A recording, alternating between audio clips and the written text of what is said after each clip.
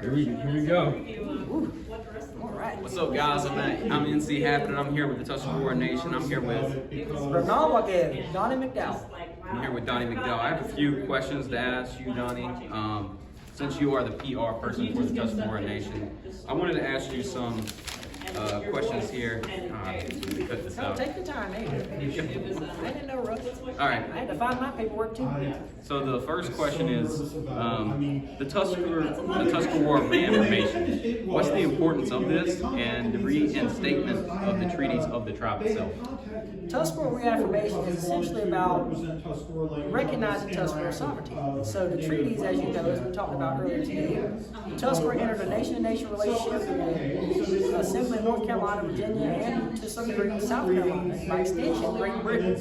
So if you talk about international law today, U.S. Senate, you talk about any other country, they specifically talk about treaties. Treaties is a binding formal relationship that has no expiration date. Yeah. So essentially, Tuscaroras are being hidden in plain sight today, covered up as if they do not exist, because of those treaties and the prior and extending land claims that come with them. Right. So because the Tuscarora controlled most of the land inside the central and eastern coast of North Carolina, of course colonists had to eventually make a decision on what to do in the Tuscarora enigma.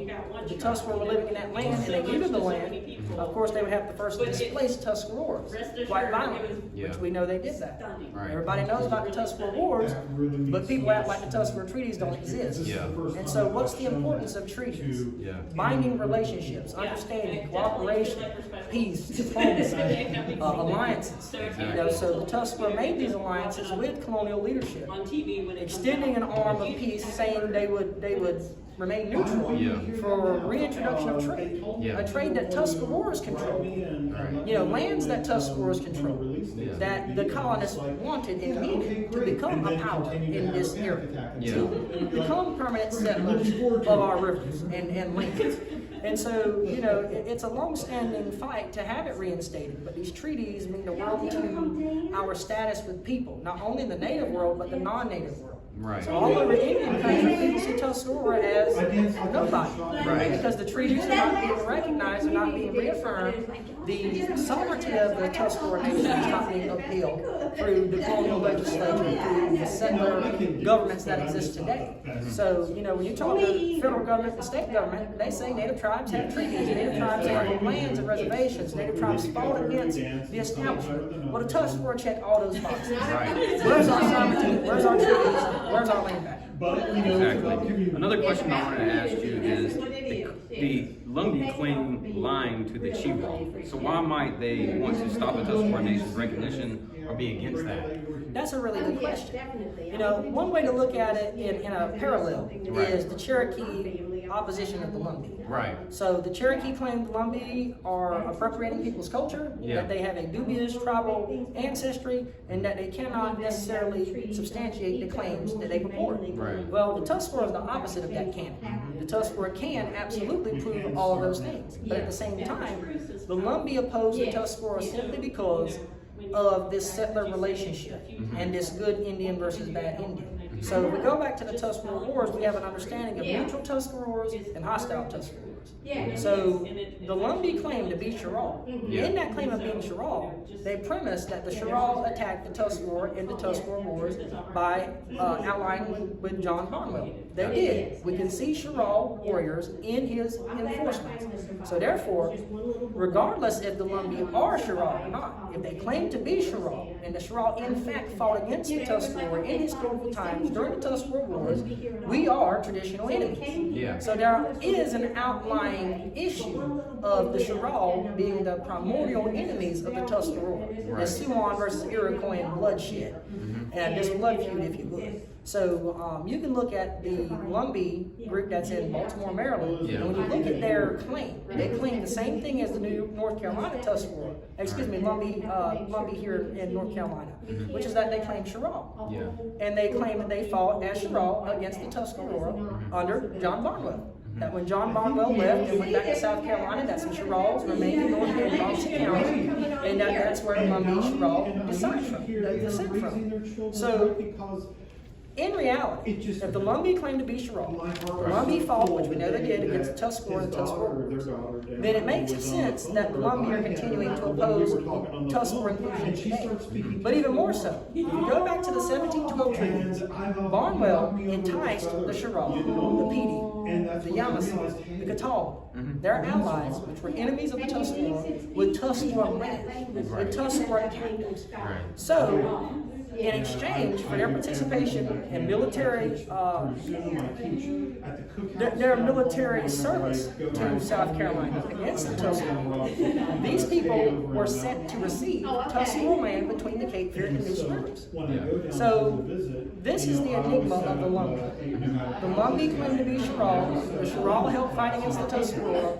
Barnwell served up an agreement between these enemies of the Tuscarora to entice them to come and take Tuscarora land and Tuscarora captives. So evidently, the Lumbee, as Sherrall, were very wealthy if they've continued to become such a large nation. As Sherrall, that continues to operate in opposition to the Tuscarora. So what risk there is to Tuscarora inclusion, I'm not so certain, especially if the Lumbee are what they claim to be. So if the Tuscarora make up less than 1,800 people enumerated on the census today in North Carolina by census enumerations and self-identification, and the Lumbee make up 60,000, what could 2,000 Tuscaroras take away from 60,000 Lumbees? When they're Sherrall and we're Tuscarora, separate culturally, politically, historical groups of Native Americans. Exactly. Just That's a really good question. Another question I wanted to ask you is, in terms of Tuscarora reaffirmation, in terms of supporting the Tuscarora Nation and the fight for recognition as a state, recognized tribe, and to go even further as a federally recognized tribe, and to go even more further as getting back some sort of, pieces of land or things like that. What should someone do, or where should someone go, or where should someone start? Well, a good place to start is our tribal website. Our social media, we're always showing current events, contemporary issues, relative activism, cultural revitalization, food and knowledge revival, so indigenous foodways. We're always working on something. So bridging the gap on what you know and what you don't know, what you thought you knew, what's being updated, as far as colonial narratives, historical assumptions about the Tuscarora, stereotypes, misrepresentations. Whether that's coming from experts, so-called experts, laypersons, that's coming from lawmakers, whether that's coming from, just the people themselves, and how we represent ourselves and not being fluent in our experience, our history, our culture. The very top thing a person can do is learn more about the Tuscarora Nation, learn more about our fight, why it's important. So the treaties that we talk about, the land removal, the ethnic cleansing that the Tuscarora have undergone is much like what we're seeing today across the world in Palestine, in Ukraine. So people relate to that and say that's an atrocity, but people don't internalize what's going on at home in their own backyards and say, well, look, that's been happening for centuries and is still currently going on and happening to these Tuscaroras. It's not happening to the Lumbee. It's not happening to the state tribes that have accepted a sponsored narrative in exchange for modern day benefits that now is linked to cultural bankruptcy. So we're not in a position to exchange our culture, our inheritance, our birthrights for a dollar. Not now, not in the future. While that has been a complicated measure, what we need people to understand first and foremost is that we're still here, that we exist, and that we did not go extinct, that the 1778 reversion clause of the state did not hold up, and that even though it's ambiguous, we're still here, and they need to honor and respect their treaty obligations to the Tuscarora. I also wanted to ask you, I know the Department of Health and Services, especially for the Lumbee, you talked about how you have to apply for a rehab or certain services, and you can only do that if you also are Lumbee, is what you talked about. And you talked about how some Tuscarora members would have to drop their status as Tuscarora people. Can you expand further on that for people who are unaware? Yeah, absolutely. You know, I appreciate you again for bringing that up. Another great point of reference is the Department of Health and Human Services. So they give out what is known as the Low Income Energy Assistance Chip, Heat Energy Assistance Chip, LEHAP. Right. So every year, the Lumbee dispersed, hundreds of thousands, if not millions of dollars to provide energy assistance checks to Native Americans, not to just essentially Lumbees. But the government gives this money, the state government, the federal government disperses this money to the Lumbee tribe to dish out to any and all Native Americans in a 4-county region. Right. So if you are Potawatomi and you lived in Robeson County and you were low income and you needed this energy assistance check because you're Native American, you're Potawatomi, you meet that criteria, you contact the Robeson County DSS and they're going to tell you to go to Lumbee tribe to apply. Although you're Potawatomi, you're not enrolled in the Lumbee tribe, and it really is very confusing on why the Lumbee would be giving out benefits to other tribes that don't or are not enrolled there. Yeah. So the process becomes confusing because the Department of Health and Human Services and the Department of Robeson County DSS specifically identifies you as Native American and it prompts you to go to Lumbee tribe and leaves you there. Yeah. So their online website says to contact Lumbee tribe, apply there. Right. When you go to Lumbee tribe and apply there at the time, the window for applying for that benefit is not always open at the time during the typical process. And I was told specifically that the Lumbee can open and close those at whatever time they see fit. Right. The Lumbee specifically had on their website many years ago, I don't know now because I've not done that investigation in more modern times, but specifically, Lumbees had marketed that you had to be enrolled in Lumbee tribe for any specific benefits, whether money or education or any other type benefit. So in the case of Tuscaroras that live in Robeson County, really that whole 4-county region, Robeson, Scotland, Cumberland, Moore, might be Hope, it changes sometimes, but that 4-county region that Lumbee claim, if you are any Native American in that 4-county region, you have to go through Lumbee tribe, which in essence makes the Lumbee seem like it's larger than it is. It makes this assumption that the Lumbee are providing resources to tribes and making unity out of, through the Native American community through this way. When in reality, most people that are non-Lumbee, that are seeking this benefit, that are approached with that specific measure, that they have to go through Lumbee tribe, then back away from the benefit, don't receive it, and never get the help they require. So you have people that are homeless, you have people that need energy on, for their children, for their elders, for their families, and you have this act of coercion of using benefits to specifically align Native Americans to be pro-Lumbee or to enroll as Lumbee because they're in this umbrella group that's,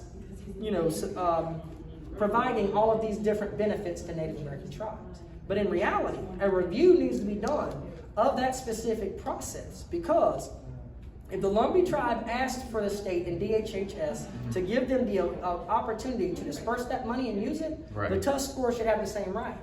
And all the other tribes should have the same right. So for instance, Cherokee counties, it specifically tells you to go to that local DHHS. It doesn't tell you to go to Cherokee Nation and receive that money. So here it tells you to go to Lumbee tribe. Don't go to your local DSS.